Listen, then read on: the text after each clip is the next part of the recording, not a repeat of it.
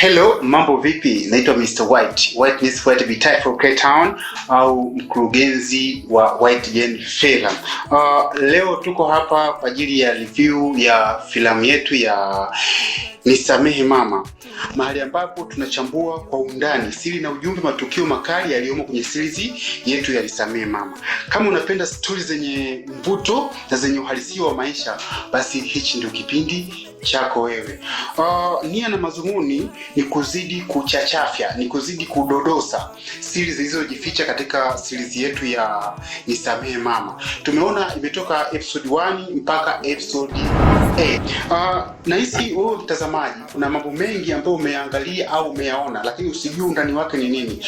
Ndani ya Nisamehe Mama yote utayajua. Unasubiri nini? White Gen Film, real story, real emotion.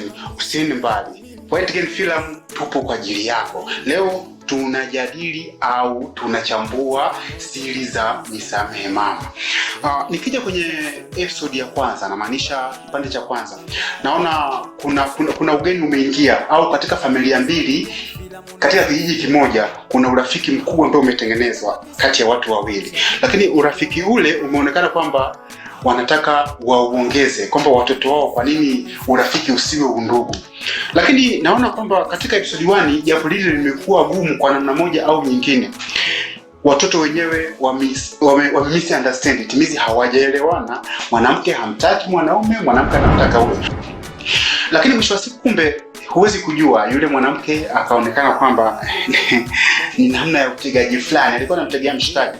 Mwisho siku baada kuona kimi hajarudiwa tena, akasema hapana, usitanie. Kwa nini hajanifuata tena? Baada ya kufuata anaonekana kuchelewa.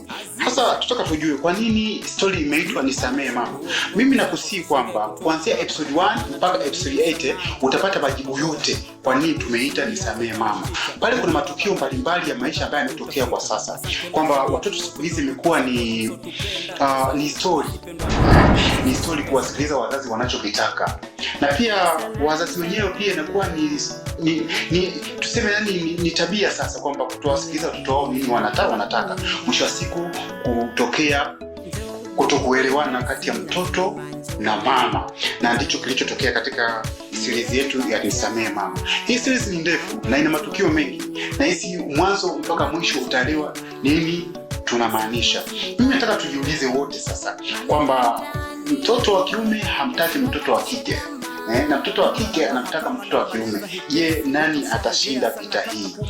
Ukizingatia yule mgeni naye kaamua kumpenda mtoto wa rafiki yake au mama yake au rafiki yake.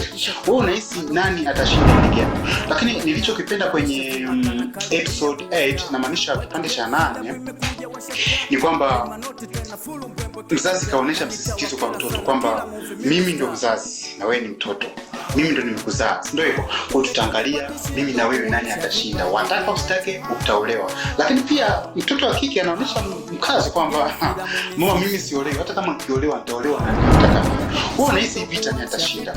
Endelea kufuatilia episode 8. Imetoka leo. Jamani, imetoka leo. Ni ya moto, bado ni ya moto. Mimi nakusihi ingia White Gen Film, nenda kaangalia episode 8. Ikimaliza hapo episode 9 na hisi kesho kutwa inatoka. Wewe unafikiri nini kinatokea? Lakini mimi sio mzungumzaji sana. Kikubwa tufuatilie White Gen Film, tu subscribe, tu comment, tu like. Maana White Gen Film tunakuletea kilicho bora. Lakini pia ni wape shout out sana wasanii wangu. Kuna Mariamu, kuna Mwega, na wengine wengi ambao wamefanya vizuri katika filamu hii, kwamba katika comment tunazoziona kwamba ni watu wanaopewa big up sana kwa kile wanachokifanya. Naomba waongeze juhudi na tufanye kazi kwa utulivu na kwa maelewano. Mimi nahisi kwamba tutafika pale sana. Basi nisiwe muongeaji sana. Karibu usubscribe, comment, like katika channel yetu ya White Gen Film ili uweze kupata mambo mazuri zaidi. White Gen Film, real story, real emotion. Changamoto ni nyingi sana, tena utabezwa sana. Pambana, kesho utapata jamaa. White Gen Film ni sisi. Tumekuja kwa kishindo kuamsha vipaji vya watu.